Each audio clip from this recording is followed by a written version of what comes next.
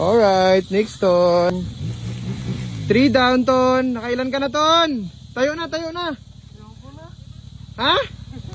Anong ayaw mo na? Ay ka. Nagawin ko ano?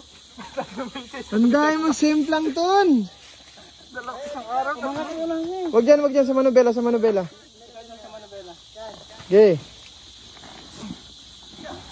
So yung motor po ni Anton, ayan na po ang mga tama. Yung gear niya po. Gas-gas po. Dito po kaninang umaga. Meron din po. Meron din po. Ton.